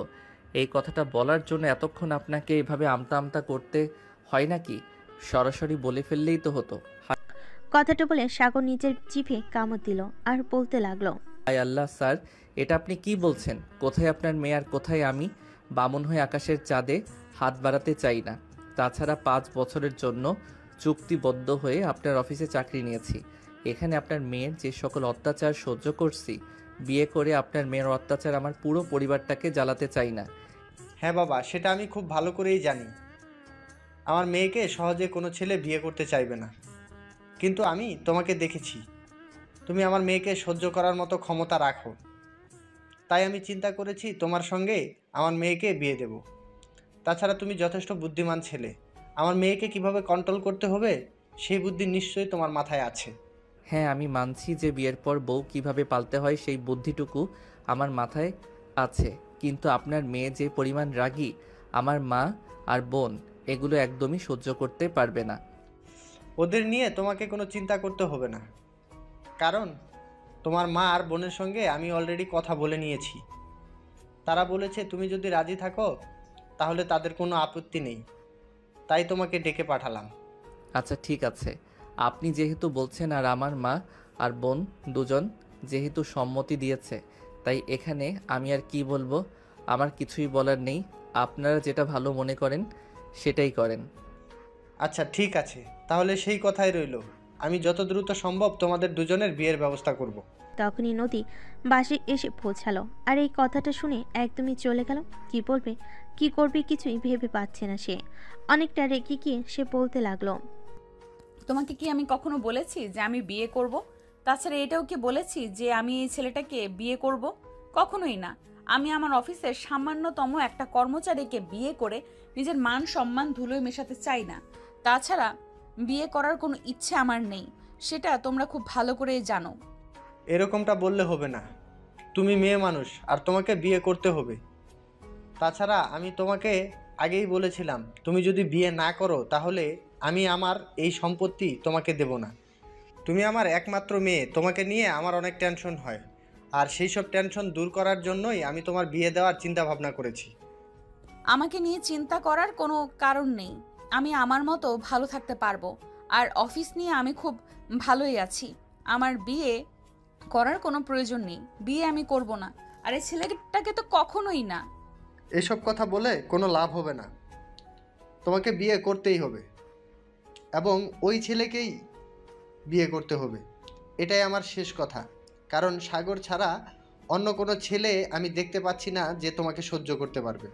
তুমি মানুষকে কেমন অত্যাচার করো সেটা তুমি নিজেই খুব ভালো করে জানো, তাই অন্য কেউ যে সহজে তোমাকে মেনে নেবে না এটাও তো খুব ভালোভাবেই বুঝতে পারছো। তাই বলছি কোনো ঝামেলা করো না। ঝামেলা আমি এখনো কিছু করিনি, তাই সহজ ভাষায় সুন্দর করে তোমাদের বলছি আমি বিয়ে করব না। আর এই ছেলেটাকে তো কখনোই নয়। এখন তোমরা যদি আমার কথা মেনে নিতে না পারো তাহলে তো আমার কিছু করার নেই। তাহলে তুমিও আমার শেষ কথা শুনে রাখো, তুমি যদি ওই ছেলেটাকে বিয়ে না করো তাহলে তুমি আমার মরা মুখ দেখবে। এখন তুমি ডিসাইড করে নাও তুমি কোনটা করবে, তোমার আব্বুর মৃত অবস্থায় দেখবে নাকি সাগরকে বিয়ে করবে। আমি বুঝতে পারছি না তোমার কি হয়েছে, তুমি কেন এরকম পাগলের মতো কথা বলছো?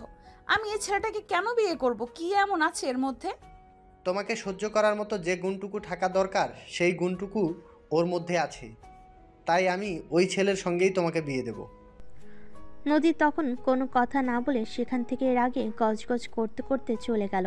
আর এইদিকে সাগর তখন নদীর আব্বুকে উদ্দেশ্য করে বলল, আঙ্কেল, সব কিছুই ঠিক আছে, কিন্তু বিয়ের পর যদি আপনার মেয়ে আমাকে কোনো দিনও স্বামী হিসেবে মেনে নেয় আর আমার সঙ্গে যদি সবসময় খারাপ আচরণ করতে থাকে, তাহলে তখন আমি কি করব? যে মেয়েটা তোমার বউ হতে চলেছে সেই মেয়েটা আমার মেয়ে, এটা তুমি ভুলে যেও না। তাই ওকে কিভাবে কন্ট্রোল করতে হবে সেটা আমি জানি। আমি তোমাকে শিখিয়ে দেব কখন, কোথায় আর কিভাবে কি করতে হবে, বুঝতে পেরেছো? আচ্ছা ঠিক আছে স্যার, আজ তাহলে আমি আসি। আপনি আমার আম্মুর সঙ্গে কথা বলে সব কিছু ঠিক করুন।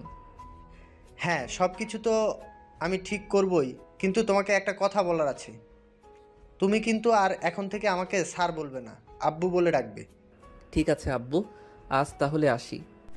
এই বলে সাগর তাদের বাড়ি থেকে বের হয়ে চলে আসলো। আর বাসে আসতে না আসতেই তার ছোট বোন তিশা তাকে বলল, ভাইয়া, তোর শ্বশুর ফোন করেছিল, বললো তোর সঙ্গে নাকি কথা বলছে, নদীর সঙ্গে নাকি তোর বিয়ে ঠিক করেছে, এটা কি সত্যি?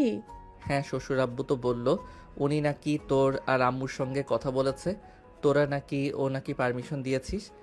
হ্যাঁ, আসলে এই মেয়েটা তোর অফিসের সকল স্টাফকে অনেক অত্যাচার করে, এটা কমাতেই হবে। তাই আমরা সবাই মিলে সিদ্ধান্ত নিয়েছি তুই ওই মেয়েটাকে বিয়ে করবি আর এর দেমাগ কমিয়ে দেবি। কি হলো বল, পারবি? পারবো মানে পারতেই হবে, এই মেয়েটার দেমাগ কমাতেই হবে। অফিসের সমস্ত কর্মচারীরা এই মেয়েটার উপর একদম অসন্তুষ্ট হয়ে গেছে, আর কোনোভাবেই কেউ সহ্য করতে পারছে না, তাই একে যেভাবেই হোক ভালো করতেই হবে। হ্যাঁ সেটাই, তাই যত দ্রুত সম্ভব ওই নদীকে বিয়ে করে এই বাড়িতে নিয়ে আসবি, বুঝতে পেরেছিস? আচ্ছা ঠিক আছে, এখন চল, খুব ক্ষুধা পেয়েছে, কিছু খেতে হবে। এই বলে সাগর আর তিশা দুজনে খাবার টেবিলে চলে আসলো। আর খাওয়া দাওয়া শেষ হলে দুজনে নিজেদের রুমে গিয়ে ঘুমিয়ে পড়ল। এরপর দেখতে দেখতে আরও কয়েকদিন কেটে গেল। আজ সাগর আর নদীর বিয়ের কাজ সম্পূর্ণ হয়েছে। নদী এই বিয়েটা করতে চাইছিল না, কিন্তু তার বাবার পীড়াপিড়িতে তাকে এই বিয়েটা করতে বাধ্য হতে হলো। কিন্তু বিয়ের পর কি হলো সেটাই এখন দেখার পালা। তো ভিউয়ার্স, চলুন দেখা যাক কি হয়। তিশা আর তার চাচাতো বোনেরা মিলে নদীকে সাগরের রুমে দিয়ে গেল। কিছুক্ষণ পর সাগর রুমে প্রবেশ করলো। নদী তখনও বিছানায় বসে আছে, তাই সাগর তাকে বলল, কি ব্যাপার, বাসর রাতে স্বামীকে সালাম করতে হয় এটা তুমি জানো না, নাকি এখনো বিছানায় বসে আছো কেন? যেখানে আমি তোকে স্বামী হিসেবেই পারি না, সেখানে আমি তোকে সালাম করতে যাব কোন দুঃখে? আমি তোকে সালাম করতে পারবো না। চুপচাপ বিছানা থেকে বালিশ নিয়ে সোফায় গিয়ে ঘুমিয়ে পড়। বিছানায় আমি ঘুমাবো, আমি তোর সঙ্গে ঘুমাতে পারি না। এই যে, এক্সকিউজ মি ম্যাডাম, আপনি হয়তো ভুলে গেছেন এটা আপনার বাবার বাড়ি নয়, এটা আমার বাড়ি।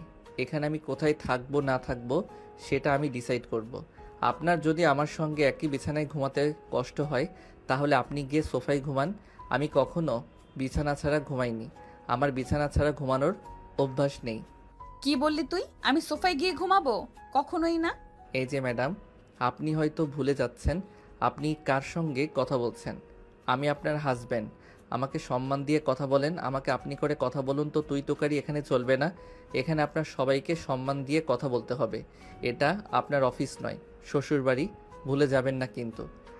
তোর শ্বশুর বাড়ির গুষ্টি গিলাই, তোকে তো আমি বিয়েটা করেছি শুধুমাত্র আমার আব্বুর জন্য। সে আপনি যাই করেন তাতে আমার কিছু যায় আসে না, কিন্তু এখন থেকে আপনি আমার বিয়ে করা বউ। এখন থেকে আমি আপনাকে যেটা করতে বলবো আপনাকে সেটাই করতে হবে, বুঝতে পেরেছো বউ? কার বউ আর কিসের? আমি তোকে বলেই দিলাম আমি তোকে হাজবেন্ড হিসেবে মানি না। আর আমি তোর বউ হতে যাব কোন দুঃখে? বললাম তো শুধুমাত্র আব্বুর জন্য তোকে বিয়েটা করেছি, না হলে তোকে আমি কখনোই বিয়ে করতাম না। বউ, এত কথা বলে সময় নষ্ট করার মতো কোনো ইচ্ছে আমার নেই। চলো তোমার সঙ্গে রোম্যান্স করব। কিসের রোম্যান্স? তুই একদম আমার ধারে কাছে আসবি না, আর আমার শরীরে স্পর্শ করার দুঃসাহসও দেখাবি না। তাহলে কিন্তু তোর সঙ্গে এমন কিছু হবে যেটা তুই কল্পনাও করতে পারবি না। সে যখন হবার তখন হবে, এখন আমি এত কিছু চিন্তা করতে চাই না। এত বছর পর আমার বউটাকে আমি আমার কাছে পেয়েছি, এখন কি আর আমি দূরে দূরে থাকতে পারি নাকি? এই বলে সাগর নদীকে ধাক্কা দিয়ে বিছানার উপর ফেলে দিল। আর তারপর যা হওয়ার তো তাই হলো। আর ভিউয়ার্স, আপনার এখনো কি করছেন? লোকের বাসর লুকিয়ে লুকিয়ে দেখতে হয় না। চলুন আপনারাও চলে যান, আর আমিও এখান থেকে বিদায় নিই। আবার না হয় আমরা নতুন কোনো এক গল্পে দেখা করব। সে পর্যন্ত সবাই ভালো থাকবেন, সুস্থ থাকবেন। আল্লাহ হাফিজ।